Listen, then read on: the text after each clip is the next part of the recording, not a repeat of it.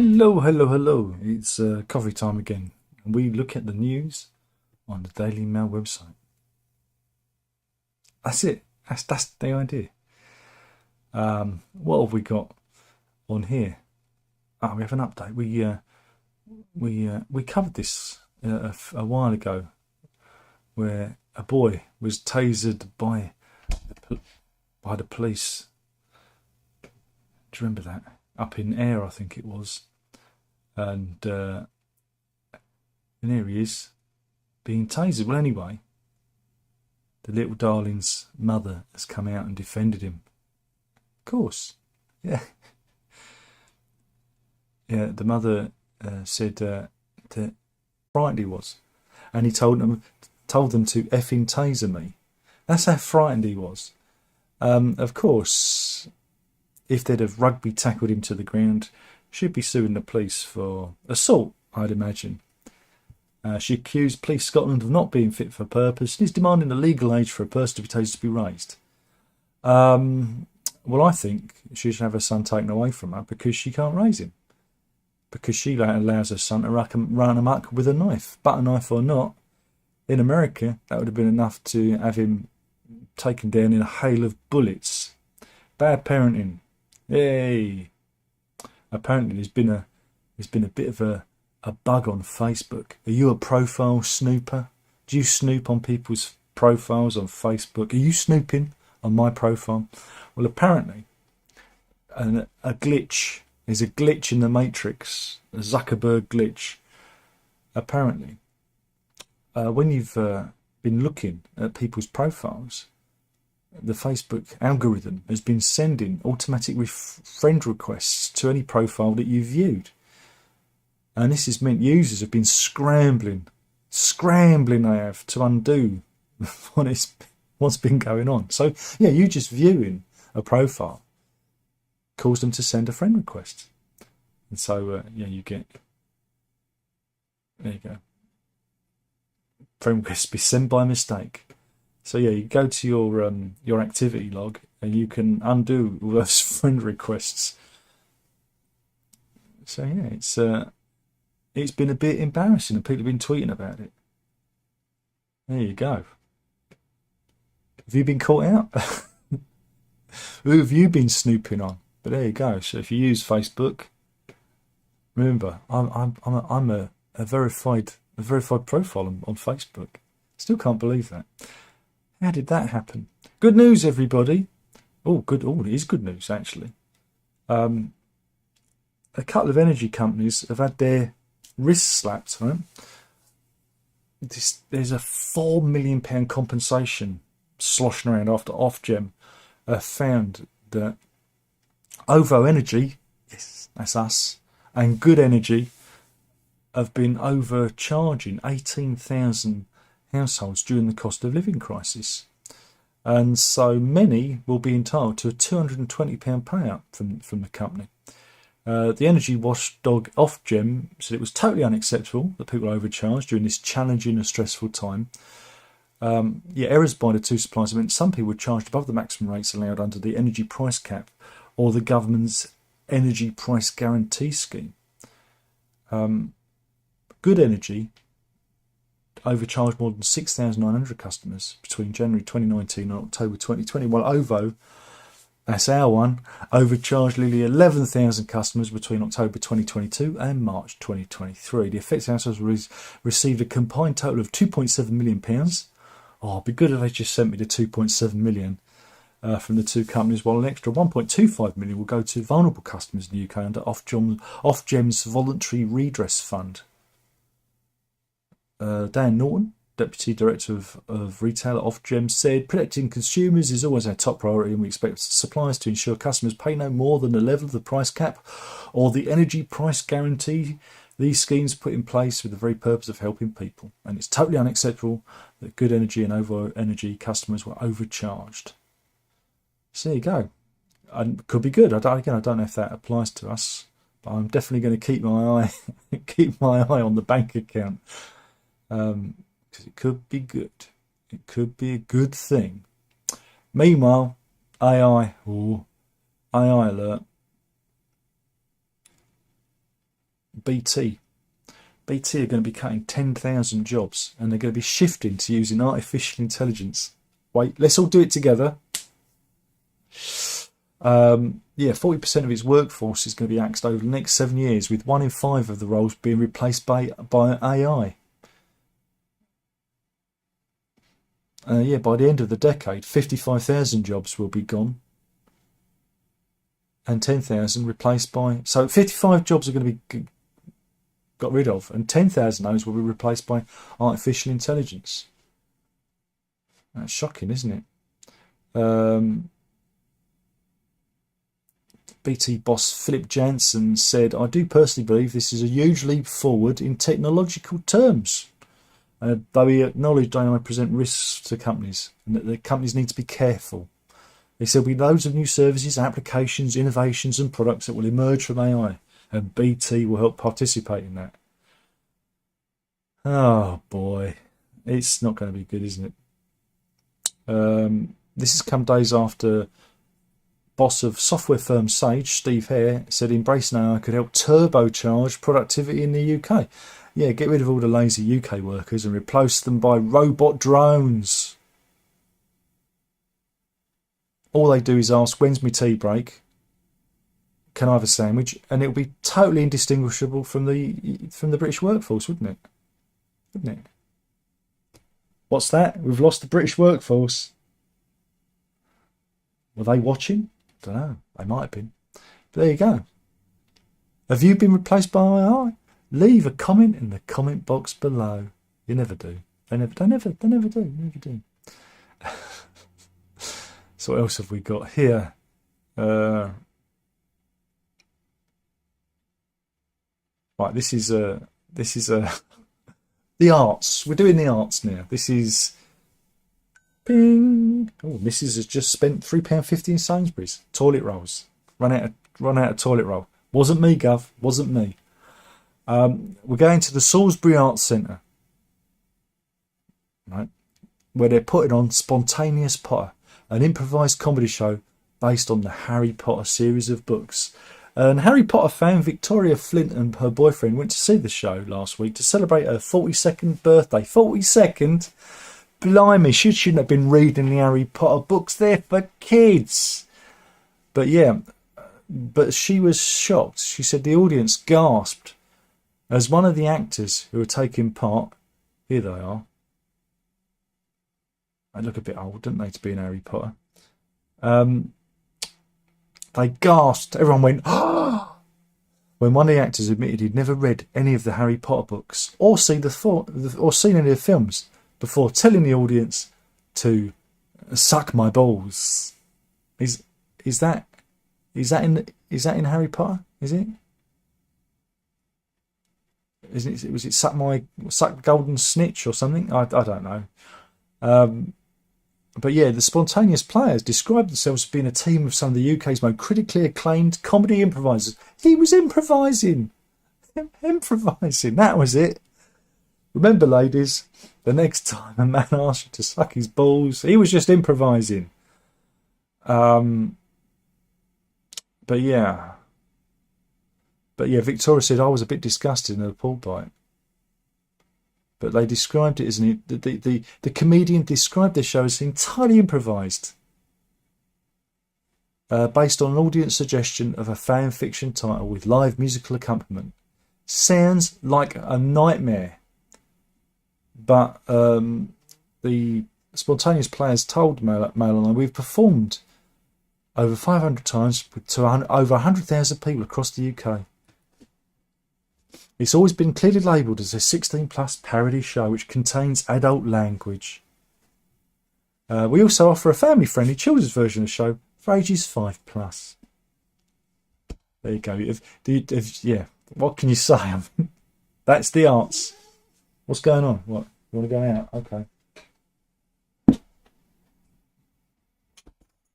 Go get her. Should have done dog cam. Dog cams, but she's gone now. But it seems like Adidas, they looked at what went on with that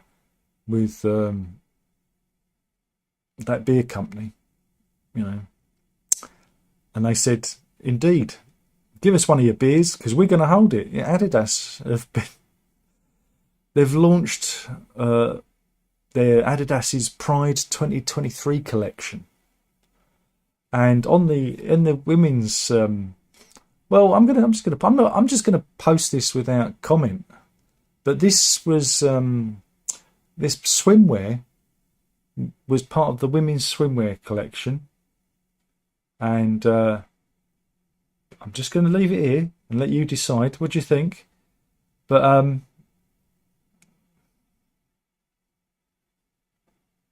just the same, it's not a good fit on a man, is it?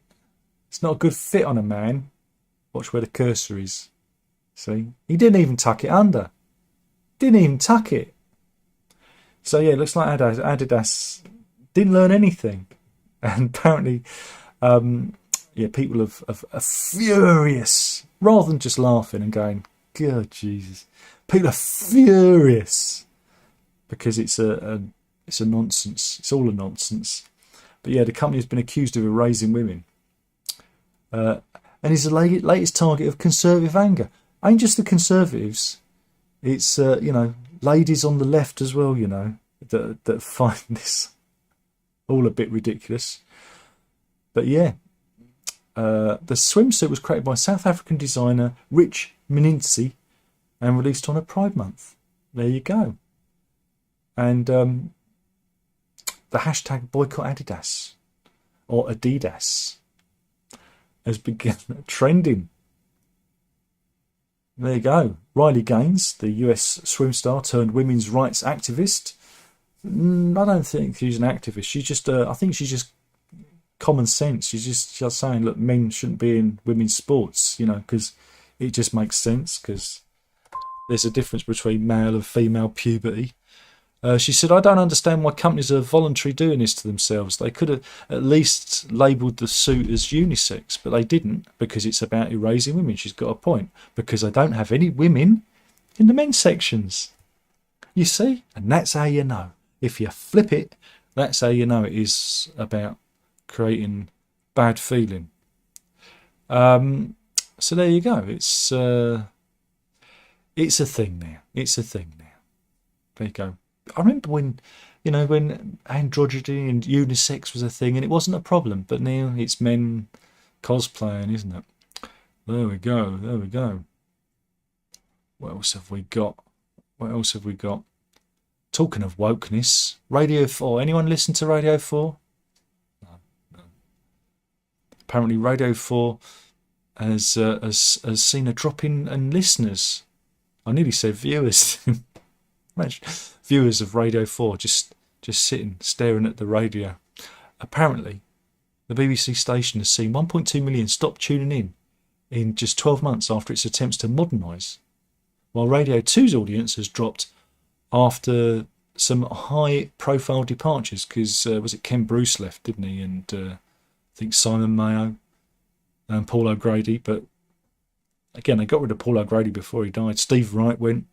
There's loads of people. Again, I've never listened to any of these, but yeah. Is it go woke, go broke? Don't worry, it'll be fine. Everything will be fine. Meanwhile, this is another a woke thing. I'm not really sure about this, because we're talking about something that's happened posthumously. But there was a sculptor called Marlowe Moss who was a very big pioneer of the abstract art movement in the early 20th century. Now, Marlowe Moss, for those of you who don't know, was a lesbian and changed their name.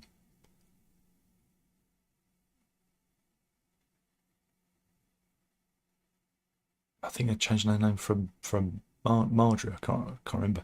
Anyway, it was a long time ago since I looked at their work. But the Tate Gallery has gone and changed the pronouns. Now, this artist died 60 years ago, and they've decided that this artist is now gender neutral, and says that this sculptor would identify as trans if they were alive today. No, they would identify as a masculine lesbian. you know. And this is the thing. This is why women get annoyed, you know. Yeah, she was Marjorie, and she changed her name to Marlowe in 1919 and wore suits and had a masculine appearance. But she was a radical lesbian. And this is why people get annoyed by this. And now they're trying to turn her into something completely different. And here's some of the art that she did.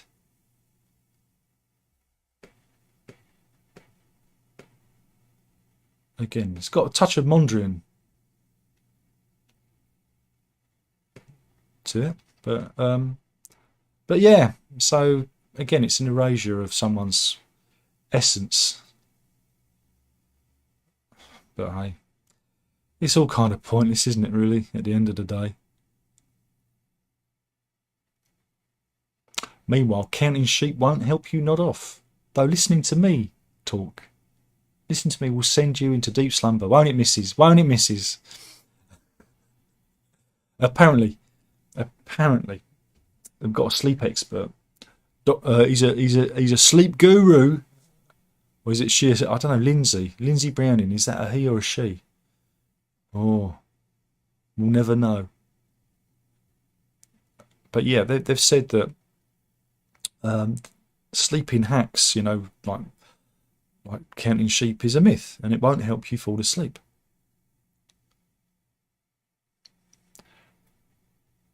And another myth is that cheese will give you nightmares. Cheese before bed. Again, I love a bit of cheese before bed. That's terrible. Never had any nightmares. Consuming alcohol before bed will help you sleep better. That's not necessarily true. Oh, Lindsay's a she, by the way. And but yeah, if you may fall asleep quicker with alcohol, but your quality of sleep will be poorer, she says.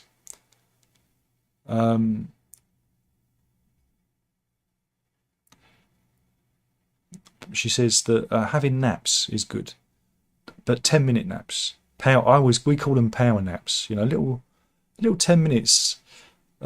Sleeping longer for over an hour isn't helpful because you awake from the deepest part of sleep, leaving you with sleep inertia and feeling sluggish. So there you go.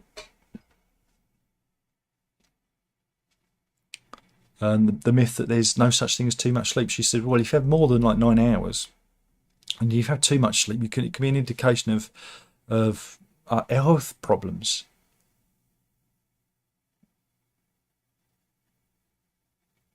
But yeah, and don't think you can catch up on sleep with a line at the weekend. She says that's not an answer too. But does she give any any tips on how to get to sleep? Here we go. 5 steps to improve sleep quality. Adopt a consistent sleep schedule or schedule. Avoid large meals, caffeine and alcohol before bedtime. Ensure the bed and pillow are comfortable and the room is cool, dark and quiet. That's what I like. I like it to be as cold as possible. Establish a relaxing bedtime routine. And undertake exercise during the day to help fall asleep.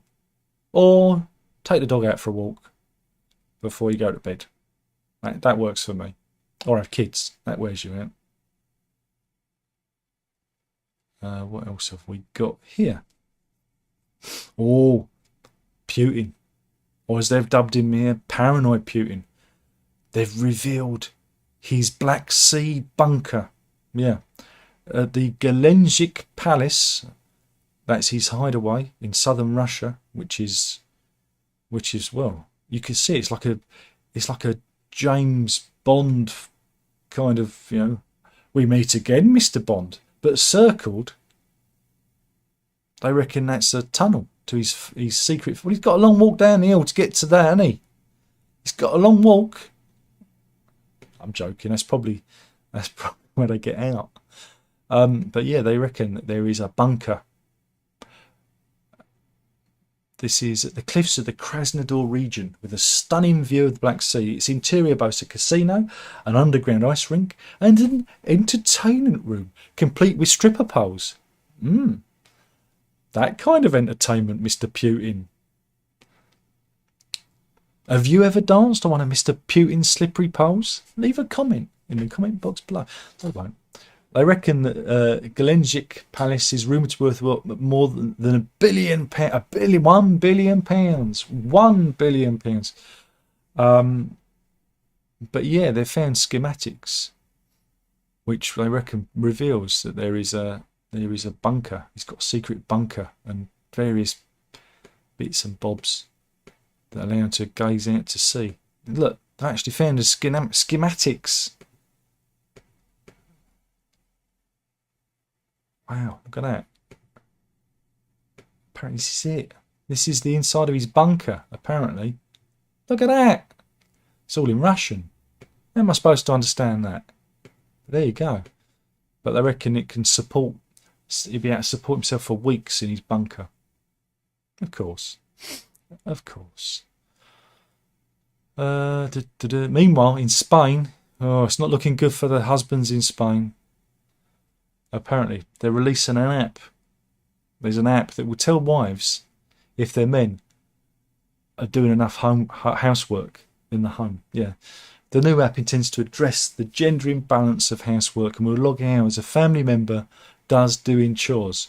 Angela Rodriguez, Spain's Minister for Gender Equality and Domestic Violence, says her department is in the process of developing the free app. They think that's going to help with solve domestic violence. No, it's going to encourage it. Yeah, the minister said it would enable men and women to log the number of hours they spend doing chores around the house. This is someone who doesn't got a lot of work to do. Again, this is that thing of politicians not solving a problem, just creating more problems. And here she is saying, use the app, I imagine. Oh, that's not going to go. That's not going to work, is it? That's just going to go horribly wrong. But yes, the minister was speaking at a conference in Geneva discussing discrimination against women. Rodriguez says nearly half of women who took part in the survey by Spain's National Statistics Institute said they did the majority of the housework in their home. Comparatively, less than 15% of men said they did the majority of the house chores. There you go. I'm not saying Mrs. is looking at me. I'm not saying I'm not going to look. I'm not going to look at you. I'm not looking at you. I'm eating my bacon sandwich. Who made you the bacon sandwich? Eh? That's it. That's got her off me back for a bit. Phew, that was close, wasn't it?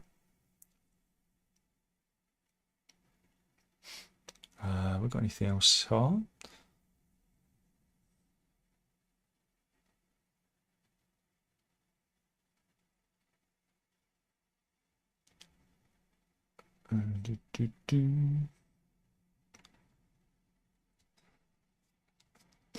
Got more about the SATs. SATs test left primary school pupils in tears. And they include an extract from a book with a 13 to 18 reading range. Age range. They're still going on about this. But I don't know. I think it's good to test them, isn't it? I don't know. Either test them or don't test them. Give them easier tests. Or fewer tests but make them harder, or more tests that make them easier. Oh, I'm confused now. I'm confused. Good news, everybody. The Royal Mail has made £1 billion annual loss. You can just, Yeah, the Royal Mail's parent company, International Distribution Services, IDS. Was it Ian Duncan Smith? IDS. They reported £748 million annual operating losses. But yeah, so it's about £1 billion against profits of 577 million. It's not looking good. It's not looking good for them. They said the losses were due to crippling industrial action. And and people aren't using it as much because of the strike action. So they're using couriers and independent services instead.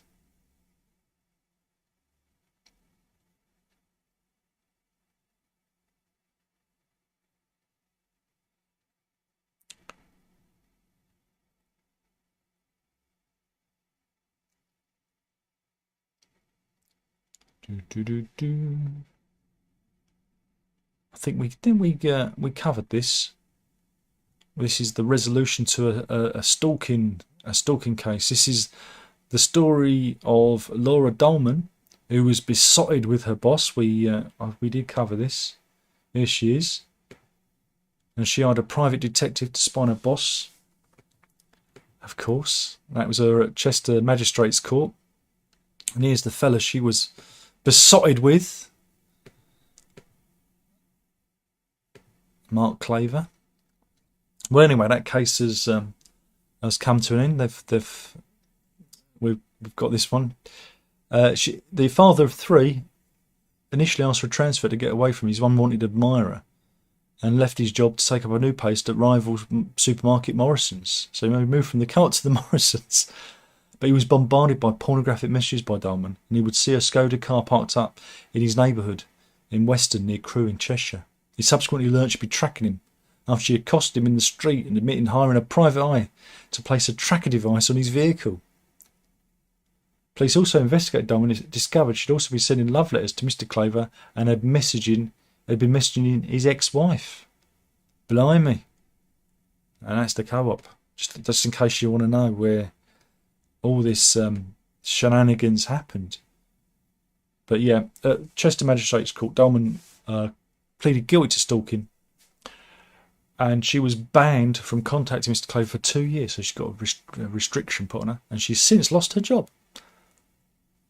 So there you go. So don't be a stalker. Don't be stalky. Stalky's not good. They take stalking very seriously. She was also ordered to complete 200 hours of unpaid work, 25 hours rehabilitation days with the probation service, and to pay £215 in costs and a victim surcharge. So there you go. There's a lot of stalkers. A lot of stalkers out there. Oh, I think we've nearly done enough. If I can find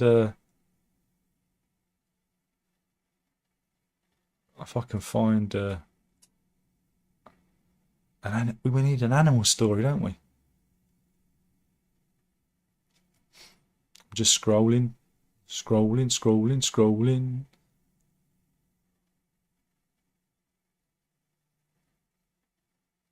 Mind you, AI. I saw this story yesterday.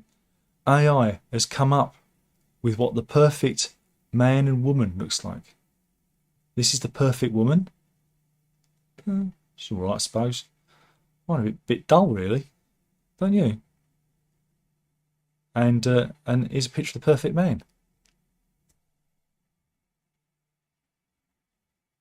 Oh, come on, that was a laugh. You meant to laugh. You want the perfect man? All right then. Here he is. I was more handsome than that when I was young.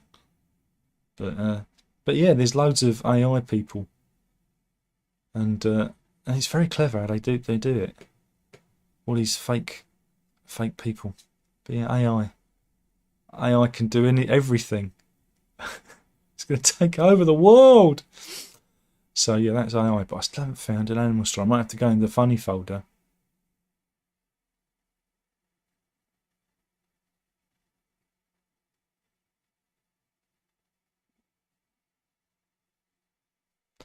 Mind you, I might just cover this one. This is one of those odd gender swap stories.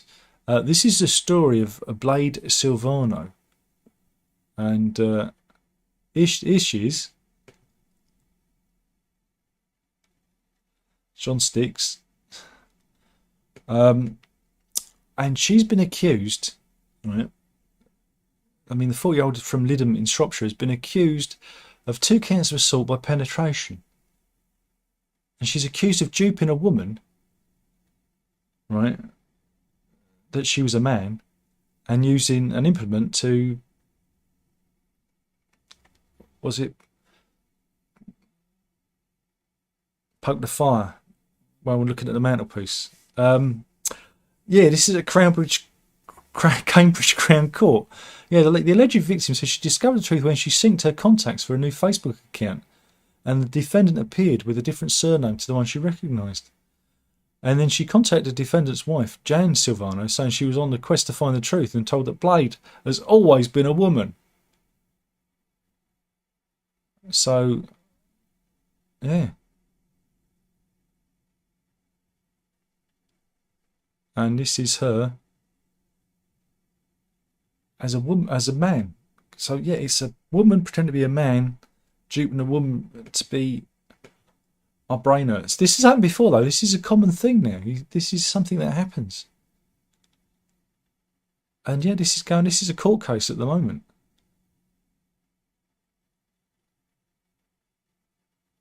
One family member responded to the victim and said, "Have you met this person? If so, you know it isn't a man. You clearly haven't had sex, as she has a fanny." That's it. That's all you need to know. The two first met in December 2016 and soon began a sexual relationship. But she'd realised she'd fallen for a sophisticated deception in which Silvano took steps not to be seen naked, and even sent photos of her shaving. And then she's on sticks. Doopy dupes. He's a duper. Meanwhile, the trial continues. We'll keep an eye on that one. An odd one, isn't it? Meanwhile, Ed Sheeran has beaten a second lawsuit in 2 weeks about the Let's Get It On song being compared to Thinking Out Loud. Again, this was an investment company that owns a partial share in that song. Took him to court. The case was brought by Structured Asset Sales and was dismissed by District Judge Louis Stanton. So that's good. Poor old Ed, he's been through the ringer. Stanton presided over both cases, and the company's owned by investment banker and Bowie Bonds creator David Pullman, and owns part of Townsend's interest in Let's Get It On. So everyone's after Ed. Just a grift. It's all a grift. All of it.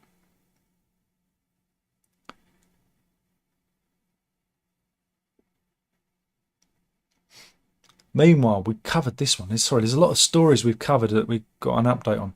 Now, do you remember the story of John Price? Here he is, next to all the damage he created. He ripped up all the trees along the riverbed there. Do you remember? This was the River Lug near Learminster in Herefordshire. He used an 18-ton digger to basically, well, decimate the site. You can see like a before and after. So pictures aren't very big. Here's a before and after picture. Well, he was up in court because he'd been jailed for his destroying 70 trees and just causing, so I said 20 years worth of damage, I think it was. He appeared at Worcester Crown Court yesterday and had his sentence reduced from 12 months to 10 months following an appeal. He was trying to overturn the sentence, but he's been sent back to prison. Judge Nicholas Cole told Mr. Price he was not satisfied that a suspended sentence could be justified due to his outrageous and persistent behaviour. He added there was no justification for his illegal actions, and he'd acted in a selfish and ignorant manner and blatantly disregarded the law. 70 trees. And this was December 2020.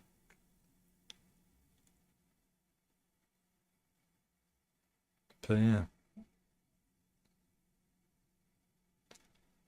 I mean, there's a better picture of the damage that was done. God, blimey. But yeah, he didn't manage to overturn the case. That's good. I don't know. It's crazy, isn't it, what people do? Think they can get away with. Oh, I found the animal story. Here we go. This is the story.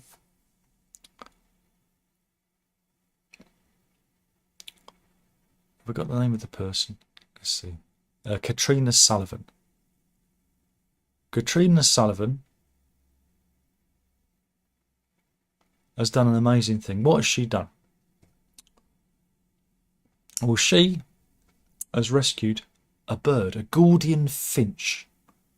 The baby bird had fallen out of its nest, but it was nursed back to health by students and college staff at the Duchy College at Rosewarne in Cornwall. The newly hatched chick weighed just 1.4 grams when it was found on the ground. alongside another baby Finch that had not survived the fall. And we do have some footage here. Just hoping that there isn't an advert. There is. It's an advert for Amazon. Come on, hurry up. I've spent too much time already.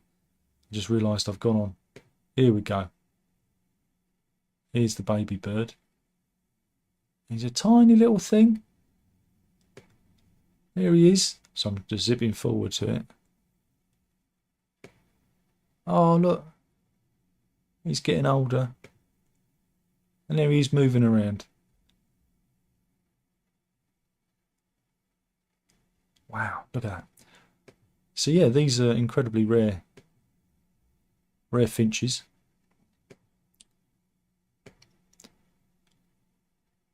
And here he is, all grown up. He's gotten the name Jester. And he's a colourful chap, isn't he? But what a great job, all the students.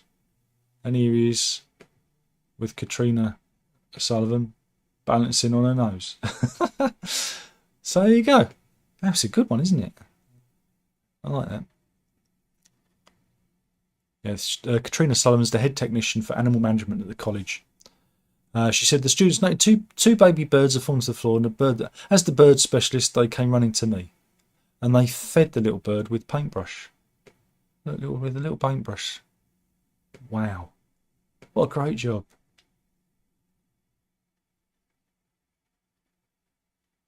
Yeah, Jester now weighs a healthy 24 grams, and she's a very happy bird who's got a sassy attitude and loves biscuits and crisps. So there you go. That's a good story. I'll see if there's anyone in the chat. Let's see if there's anyone in today. We have 6 people in. Oh, that's not very good. G-Man's in. He says howdy. Run Scoot's in. He says hi. G-Man says I should be made a director of BBC Radio, as I called it out ages ago. Getting rid of all their presenters would cost them listeners. Well, yeah, you don't change it. G-Man said I heard the women in charge at Radio 2 got rid of the stalwarts as she was wanting to attract more female listeners in the 2040 or thereabouts age group. Again, it's so hard, isn't it, to attract young folk, because young folk aren't interested in radio. They're interested in podcasts and TikTok and stuff like that. Meanwhile, Clive adds, my old bladder would never let me sleep for 9 hours. You get old. The trick is to empty before you go to bed. Anyway, thank you for watching. That was news. Killing the channel, one video at a time. That was it. You know. Oh, yes, you know. You got to drink it up.